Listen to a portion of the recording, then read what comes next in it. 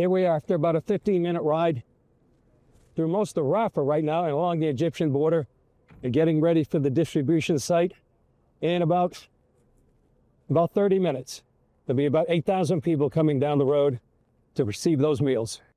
So what's been done overnight is providing all these boxes, thousands of boxes that the people are going to be coming. And the unique thing about this is the GHF, there's nobody buying food here. It's all free. One thing that makes GHF unique is they provide fresh produce. This is very valuable to the people of Gaza. They use some potatoes. They also have onions. And this is the box they provide to the people. It provides 58 meals in 3 days.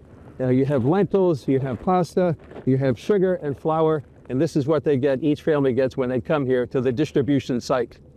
A special initiative to get aid to Gaza began in May, announced by U.S. Ambassador to Israel Mike Huckabee at the U.S. Embassy in Jerusalem. All of you are aware of the fact that President Trump has made very clear that one of the most urgent things that needs to happen is humanitarian aid into Gaza. So today we are announcing that that process is ongoing. It is launched. President Trump gave two key directives. The first is that food be distributed efficiently, but also that it's distributed safely inside Gaza to the people who desperately need it.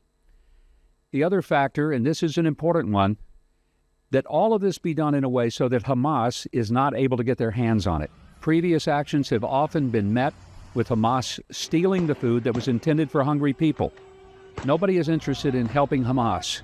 GHF Executive Chairman Reverend Johnny Moore told a recent gathering the organization reflects the American values of peace through strength. Strength in service of mercy, power in defense of the powerless, resolve in the face of chaos.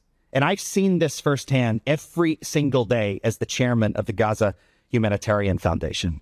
In my role as executive chairman, I've seen up close what happens when American principles meet the world's most intractable problems. And that's exactly what GHF is doing every single day on the ground in Gaza. Moore says the effort has come with a cost. We lost 12 local Gazan aid workers.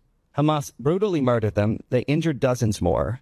And to make a point, they piled them in front of one of the only hospitals still operating in the Gaza Strip, guarded them within earshot of the hospital, and refused to allow them any medical treatment whatsoever. Due to Hamas death threats, we are blurring the faces of aid workers, the people receiving aid, and some GHF employees. Moore's group also faces a relentless disinformation campaign. Profane attacks designed to destroy our credibility, to incite extremists, to discourage our partners. But when establishment media and international organizations spread these false narratives about GHF, they're not attacking us. They're attacking the hungry children that we feed.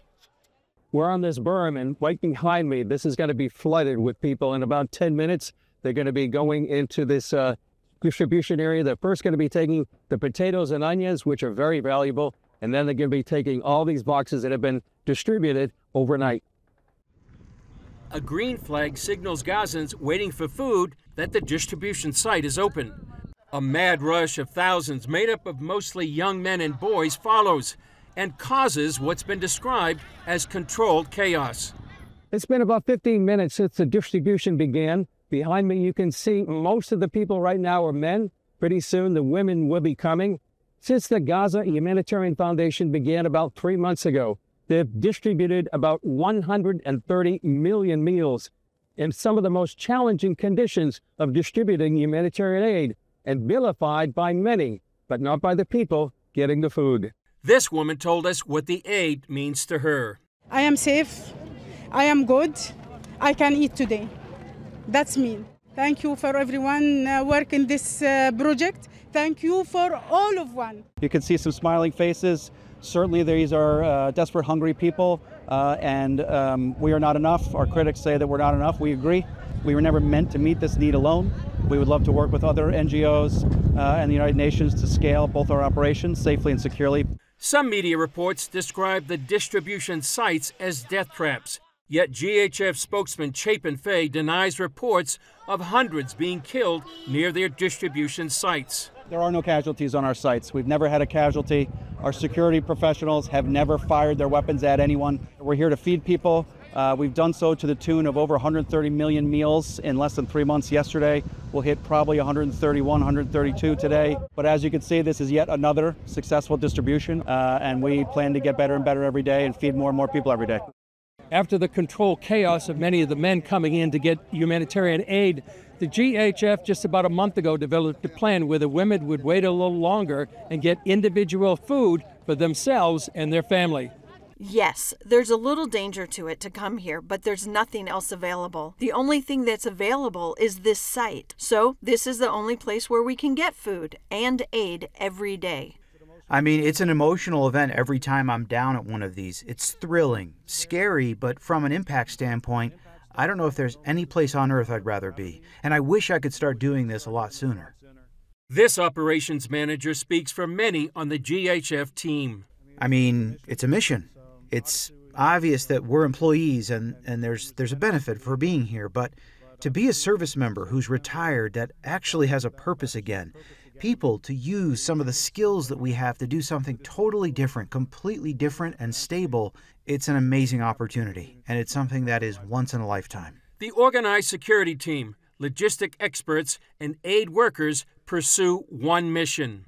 We're just trying to get the aid out. I think that's what you see on the ground today, is a reflection of what we've built towards. There's been chaos, but within that chaos, it's become more and more organized. And even now, behind me, you see the women that are lining up. We're not telling them to do this.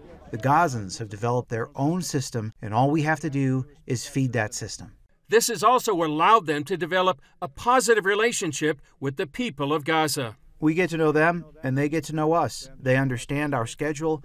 We understand their needs. And between those two things, we're going to meet a point where we actually beat food insecurity. There's a long road ahead of us, but we're on the right path.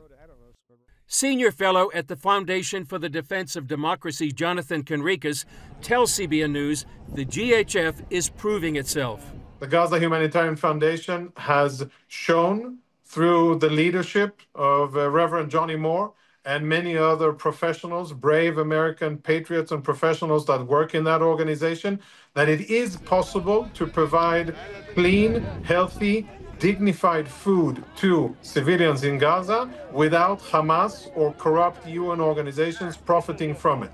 And, there's been an ongoing slander campaign led by UN institutions and with a lot of complicity in international media against the Gaza Humanitarian Foundation. You can see that through their steadfastness and their commitment to the mission, the Gaza Humanitarian Foundation has been able to withstand that.